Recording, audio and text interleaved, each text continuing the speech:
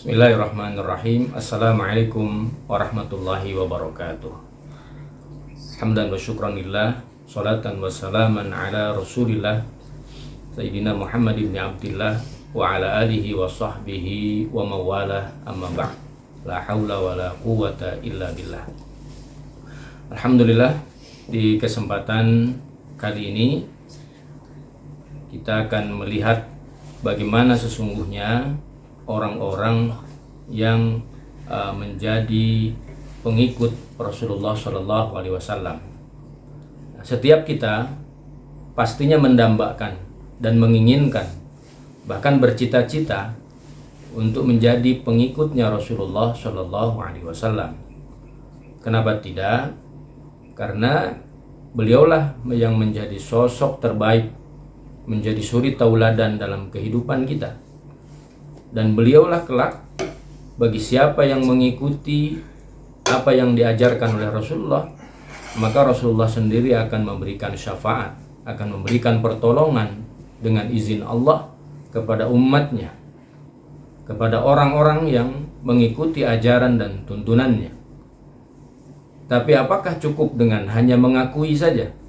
Jangan-jangan pengakuan itu kemudian hanya pengakuan sepihak yang tidak dibenarkan dan tidak sesuai dengan apa yang termasuk kriteria sebagai pengikutnya Rasulullah Shallallahu Alaihi Wasallam. Mari kita lihat siapakah yang termasuk pengikutnya Rasulullah Shallallahu Alaihi Wasallam.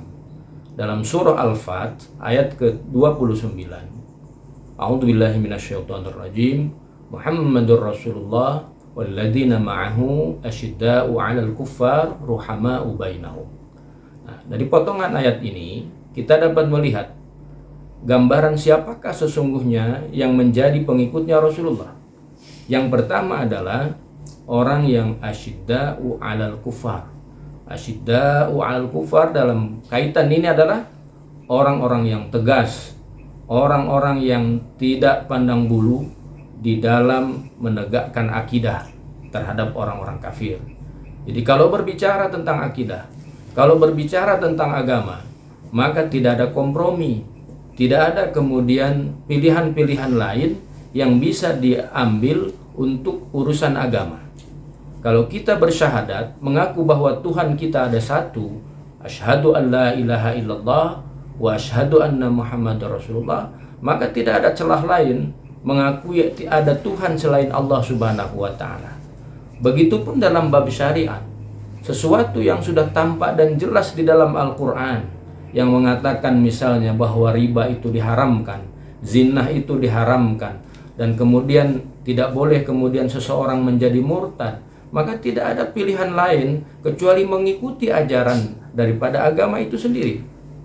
Maka banyak contoh zaman dahulu ketika ada kaum kafir yang mencoba untuk mencari win-win solution, mencari jalan tengah, bagaimana bisa menyatukan antara kaum kafir atau kaum orang yang tidak beriman dengan orang beriman.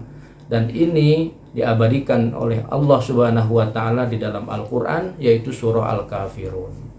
Apa solusi yang mereka tawarkan?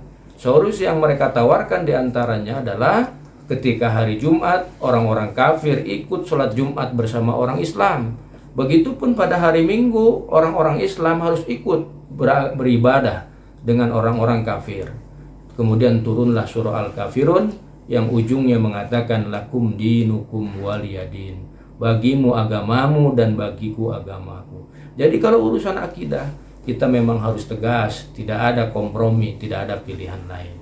Maka sikap tegas inilah yang harus kita contohkan, terutama kepada kafir-kafir harbi, orang-orang kafir yang memusuhi Islam. Mereka harus tahu bagaimana tegasnya orang-orang Islam. Yang kedua, ruhama ubainahum. Di internal mereka harus saling berkasih sayang. Jadi jangan sampai sesama muslim saling gontok-gontokan, saling bermusuhan karena berbeda mazhab, berbeda pemikiran, berbeda manhaj, bahkan berbeda ustadz sekalipun kadang-kadang menjadi apa? Menjadi sebuah pertengkaran. Kadang bedalah dia dalam urusan furu'iyah yang tidak ada kaitannya dengan orang yang kafir atau musyrik, sehingga terjadilah permusuhan yang tidak ada gunanya. Maka ini patut dihindari. Kenapa? Karena umat Islam seharusnya dia saling berkasih sayang sesama mereka. Maka rawatlah kasih sayang sesama umat muslim, sehingga ini menjadi salah satu simbol orang-orang yang menjadi pengikutnya Rasulullah Shallallahu Alaihi Wasallam.